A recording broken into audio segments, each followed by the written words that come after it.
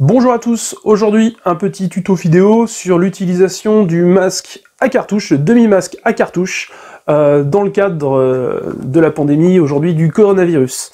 Est-ce qu'on peut utiliser ce type de matériel lors de notre travail? Alors la réponse est oui, c'est du matériel filtrant de qualité P2, donc ça va être aussi efficace que les fameux masques FFP2 dont on entend parler.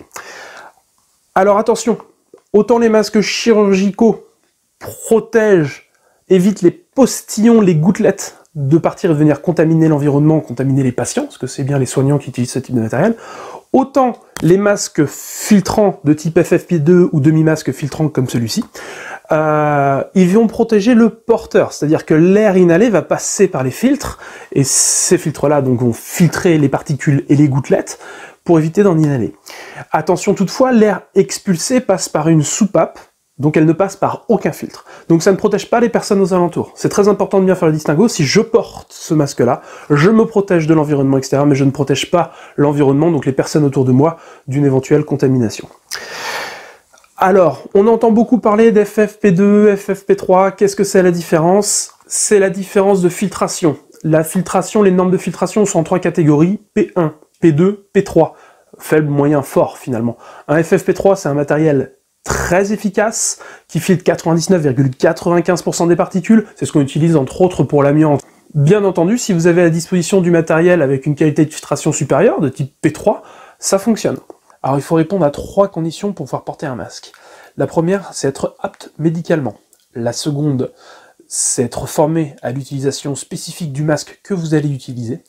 Et la troisième, c'est être rasé de moins de 8 heures. Effectivement, le fait d'avoir des irrégularités sur la zone de contact du masque, alors cicatrice importante, pilosité, ben effectivement ça peut influer de façon significative sur l'étanchéité du masque. Donc pour utiliser un masque, il faut être rasé de près, de moins de 8 heures. Avant d'utiliser le masque, première chose à faire, c'est se laver les mains. Il va falloir avoir les mains parfaitement propres, parce qu'on pour sa vérification, on va être obligé de regarder ce qui se passe à l'intérieur, et peut-être, par exemple, soulever l'intérieur de la jupe. Donc on risque de venir contaminer, de venir infecter l'intérieur du demi-masque. Donc pour ça, il faut avoir les mains parfaitement propres, juste avant de l'utiliser. Le demi-masque est réutilisable, pas les cartouches. Les cartouches, la bonne pratique, c'est de les jeter après chaque utilisation. Elles peuvent être contaminées. Le masque, on va le vérifier. On va déjà vérifier l'extérieur. On va vérifier que les sangles du maintien au niveau de la tête sont en bon état, qu'elles fonctionnent toujours, s'il y a un élastique, que l'élastique n'est pas craquelé. Une fois qu'on a fait ça, on va vérifier le groin, donc toute la partie qui est en contact avec le visage, déjà qu'il est propre, qu'il est toujours un petit peu flexible. On va regarder à l'intérieur et souvent on aperçoit les soupapes. Soupapes, donc expiratoire, celle qui est en face pour sortir l'air, il faut qu'elle soit bien présente et en bon état, sinon si elle n'est pas en bon état, l'air va pouvoir rentrer par cette soupape, ce qu'on cherche à éviter bien entendu, et on va vérifier également que les petits clapets qu'on va trouver au niveau des filtres. Ensuite, on vérifie l'extérieur, bonne tenue générale, bon état de propreté, et éventuellement on va pouvoir également, sur certains modèles de masques, vérifier la présence et l'état des clapets depuis l'extérieur du matériel. Ensuite, les cartouches, elles doivent être livrées neuves dans un emballage individuel. On a interdiction de réutiliser les cartouches, c'est pas la préconisation aujourd'hui face au Covid-19. Donc il va falloir vérifier qu'elles sont en bon état, présentes dans leur sachet individuel, et vérifier la date de péremption. Attention, autant pour les masques FFP2, on nous autorise aujourd'hui, vu le contexte exceptionnellement, à utiliser des masques FFP2 périmés de moins de 24 mois, c'est pas le cas pour les cartouches, aucune autorisation. Il faut que les cartouches soient dans la date permise par le fabricant. Une fois vérifié, on peut installer les cartouches sur le demi-masque, comme ceci.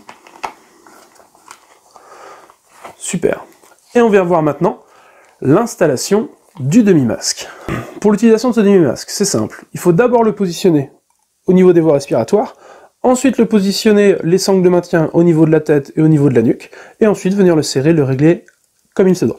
Alors, première chose, je le positionne au niveau des voies respiratoires, je le positionne au niveau de la tête, et je vais ensuite serrer et attacher le demi-masque.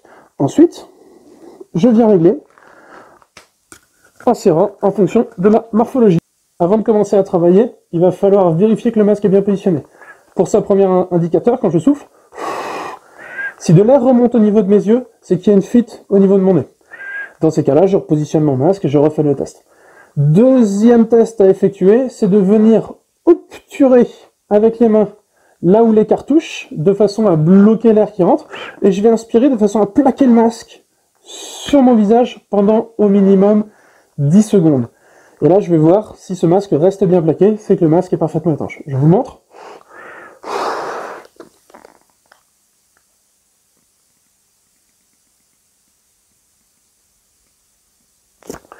Le masque n'a pas bougé, le masque est bien placé, le masque est bien positionné, je peux aller travailler. Si au bout de 2 ou 3 essais, impossible de faire ces tests et qu'ils fonctionnent bien, eh bien je ne peux pas utiliser ce matériel, j'alerte mon encadrement.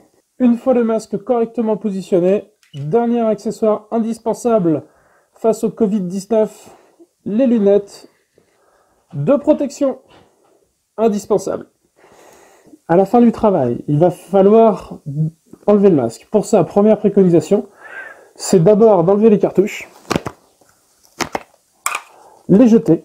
Je vous rappelle que dans le cadre de l'épidémie, il est conseillé que ces cartouches soient à usage unique. Et ensuite, on vient retirer le masque en le tenant par le groin. On retire le masque. Et ensuite, on procède au nettoyage. Bien entendu, avant d'effectuer le nettoyage du masque, je me lave les mains.